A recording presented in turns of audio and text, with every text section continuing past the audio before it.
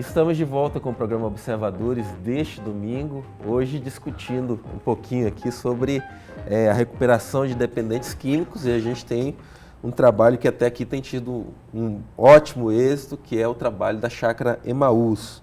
Nós estamos aqui com dois representantes desse trabalho, que é o Padre Mário e a Cristiane, que faz parte da associação que mantém a Chácara Emaús, e já são aí 7 anos, Padre Mário, desse trabalho, 10 anos seus em Marabá e 7 anos desse trabalho aqui na cidade. Como é que isso, o que a gente pode dizer dessa longevidade desse trabalho, uma vez que nem todas as cidades contam com a oportunidade de ter um centro de acolhimento, de recuperação de dependentes químicos, como é o caso de Marabá?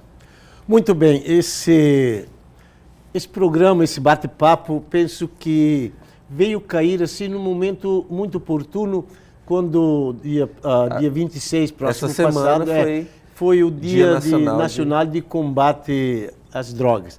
Então, dentro desse contexto, dentro desse quadro, nada melhor do que, de fato, a gente bater um papo sobre esse assunto que, sem dúvida, afeta a nossa sociedade brasileira e, aliás, é um problema mundial.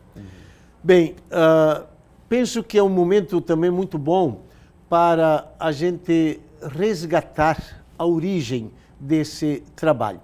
Normalmente as pessoas perguntam, mas padre, como foi que iniciou, o que passou na sua cabeça de começar esse trabalho? Isso nós já temos divulgado pelos meios de comunicação diversas vezes, digamos, a origem, como surgiu. Isto foi o mentor. Primeiro, penso que foi o empresário, o Léo, conhecido de todos, de saudosa memória, que escutou dizer que eu estaria interessado em desenvolver um trabalho nesse sentido. Porque, de fato, quem mora na Cidade Nova, especialmente eu que estava lá, bem no coração, na Praça São Francisco, todos os dias a gente se defrontava diante desse quadro tão triste dos efeitos, das consequências das drogas. E eu, meio brincando, costumava dizer que sempre encontrava os inquilinos na torre da igreja, de fato lá prostrados e vítimas, enfim, da droga. E eu pensava, mas será possível que a gente, diante disso, não temos o que fazer? E tinha, então, vontade de dar a minha contribuição para, quem sabe, poder mudar aquele quadro. O senhor, então, era o pároco na Cidade Nova e o Léo era um das... E aí ele ficou sabendo, ele disse, olha, eu também tenho esse interesse, o que poderíamos fazer? Disse, o senhor gostaria de fazer esse trabalho? Disse, muito. Sim, o que falta? Disse, falta tudo. E para começar, disse, um local onde a gente pudesse levar e trabalhar, fazer um trabalho junto a essas pessoas. Ele disse, comece a procurar um lugar. E dali 3 dias depois, ele mesmo já me disse, olha, no Amapá já existe lá uma pequena chácara que está à venda e veja se serve para esse tipo de trabalho. E junto com uns 3 ou 4 pessoas lá da paróquia de São Francisco, fomos lá, olhamos e julgamos que seria um local que daria para desenvolver esse trabalho. O Léo adquiriu o terreno e lá nós colocamos os tratores pensando em fazer uma terraplanagem para começar a construir alguma coisa.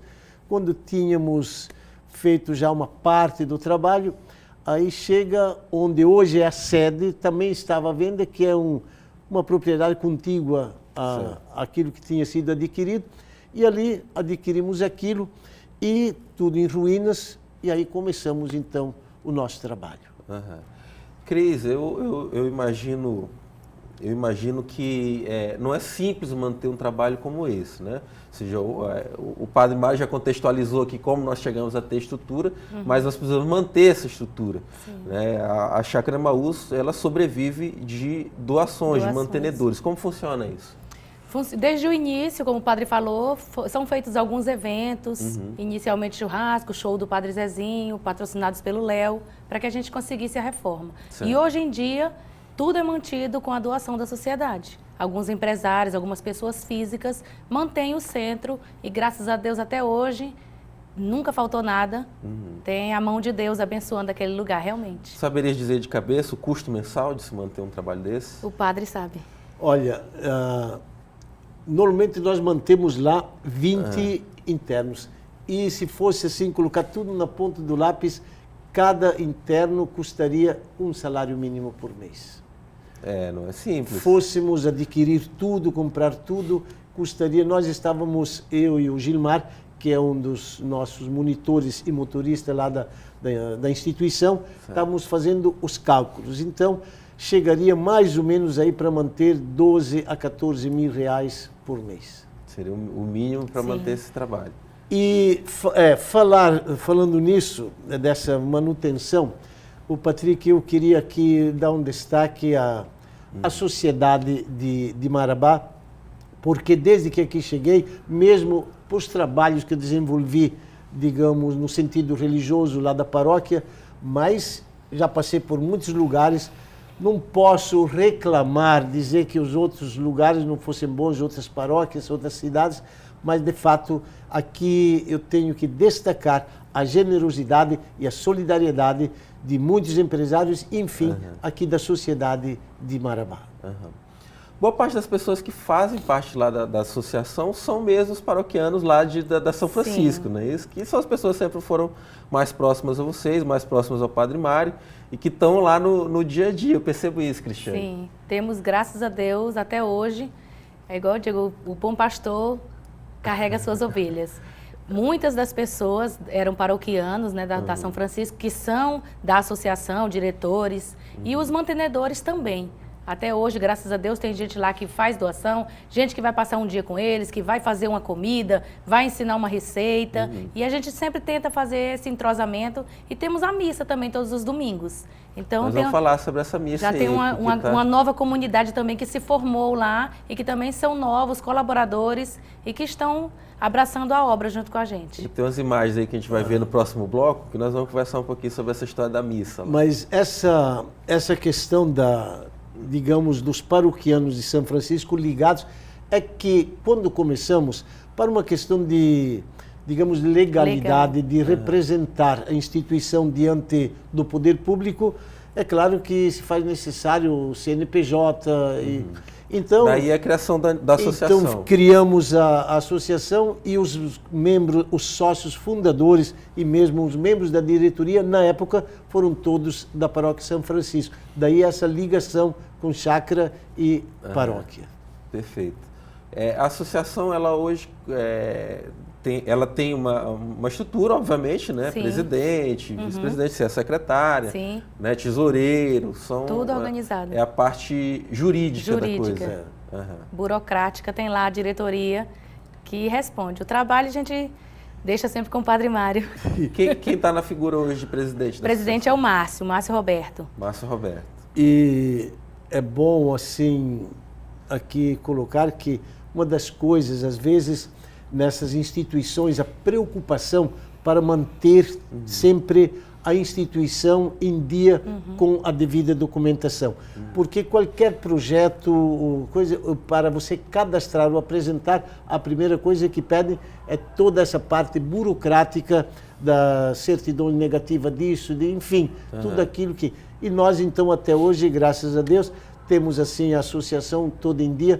Agora, recentemente, o poder público, poder público é da pequenas causas, nos pediu e colocamos lá, levamos toda a documentação e com possibilidade agora de um outro projeto que possamos apresentar. Imagino eu que seja reverter sentenças são penas pecuniárias que eles juntaram lá e aí escolheram algumas associações, a gente apresentou documentação, aí eles aceitaram, estava tudo legal, e aí apresentamos projetos. Já houve algum... Já houve, graças a Deus, sim. 2 dos nossos projetos foram aprovados. Ah, maravilha. Um dos projetos, por exemplo, você imagina aos domingos, que é o dia de visita, criançada e coisa, água gelada. Era como é que se diz, uma muvuca, né? Muvuca. Lá de criança, água que era congelador, geladeira. Então fizemos um projeto para um bebedouro. Então já fomos contemplados, já instalamos.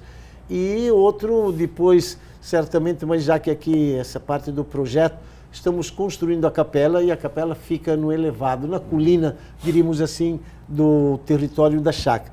E aqui sabemos da época das chuvas, como é a subida, então a grande preocupação nossa é pavimentar para garantir, em época de inverno, das chuvas, o acesso à capela. Alguns metros lá da sede até onde vai ser a capela. Então nós colocamos como um projeto a pavimentação de uns 150 metros, que são os mais críticos, para podermos, em qualquer época do ano, termos acesso à capela. Perfeito. Padre, a questão da dependência química é uma doença. Sim. Né? Isso é a forma como é tratada pela área de saúde. E, obviamente, tudo que se fala sobre a recuperação de dependentes químicos, sempre se fala muito que o primeiro e absoluto passo é que a pessoa se conscientize de que ela está enfrentando uma doença. Como que é isso? Como vocês trabalham isso com o interno que vocês têm lá hoje? Sim, a Organização Mundial da Saúde considera a dependência química como uma doença.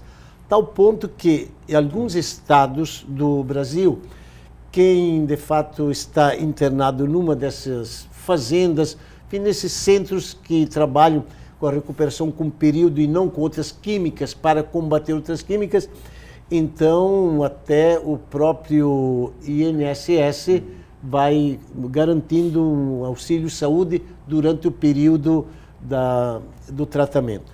Mas a questão toda, a experiência que nós vivemos, que essa questão da conscientização da pessoa estar doente, normalmente acontece quando o dependente ele chega ao ponto que ele usa a expressão: cheguei no fundo do poço, não dá mais, minha vida se acabou, ele perdeu a autoestima, a vergonha, a família, a esposa.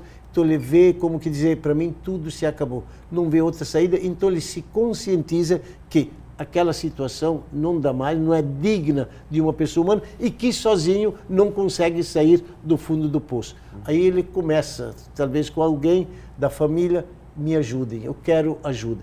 E aí onde os familiares, um amigo, um conhecido, né, pegam e levam até o centro de recuperação.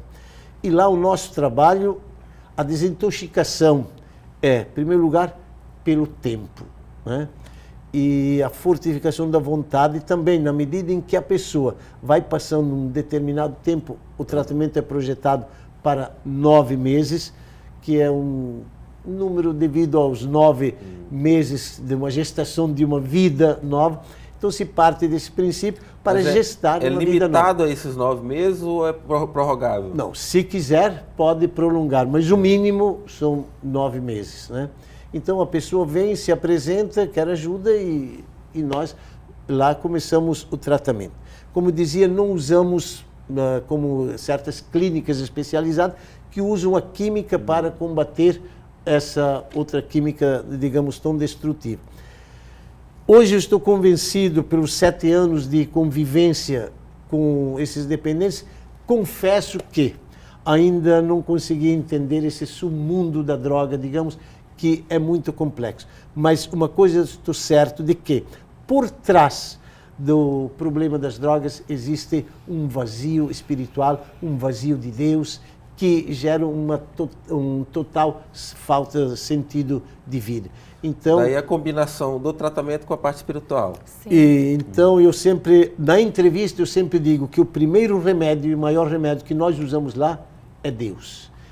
E, Patrick, uma coisa que a gente percebe nesta caminhada, que aqueles que lá estão e que se abrem para o transcendente, para o espiritual, enfim, para Deus, a gente percebe a transformação que Deus vai realizando na mente, em primeiro lugar, e no coração, na vida das pessoas. Então, essa parte, para nós, é a parte mais importante, é a parte espiritual. Certo. Nós vamos para um rápido intervalo e já voltamos ainda com esse assunto sobre a recuperação de dependentes químicos. Este é o programa Observadores aqui na TV Correio, nós voltamos em alguns instantes.